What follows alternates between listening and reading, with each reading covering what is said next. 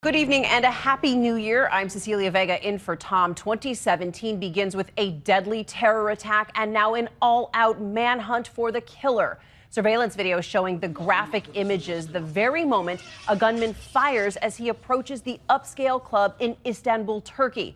Inside, as hundreds of happy revelers ring in the new year, a massacre. At least 39 confirmed fatalities, dozens more injured, including one American. The State Department now issuing an urgent warning to American citizens in Istanbul, telling them to shelter in place, stay indoors. And the White House condemning what they call, quote, a horrific terrorist attack. It is a grim New Year's Day for a country repeatedly targeted by extremism. ABC's Alex Marquardt starts us off at the scene.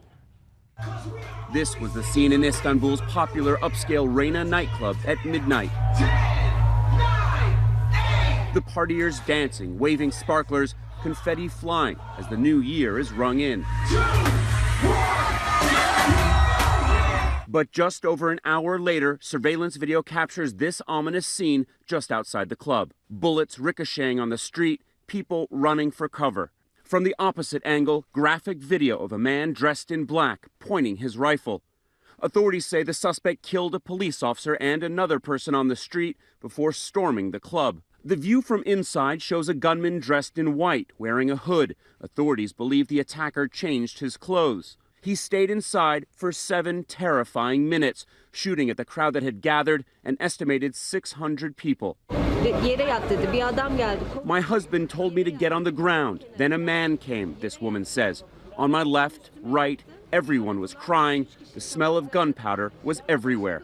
Revelers reportedly jumped into the city's Bosphorus River next to the club, desperate to escape. In the chaos, the attacker slips away and tonight is still on the run. An eyewitness captured this video of the immediate aftermath. A man's body lying in the street, panicked yelling as ambulances race to the scene. Survivors crying, embracing each other, still dressed to celebrate. At least 39 people dead tonight, including more than 24 foreigners, the club popular with tourists. Dozens more were injured, including at least one American. Today, an anguished son weeping over his father's casket as authorities scramble to find the person responsible.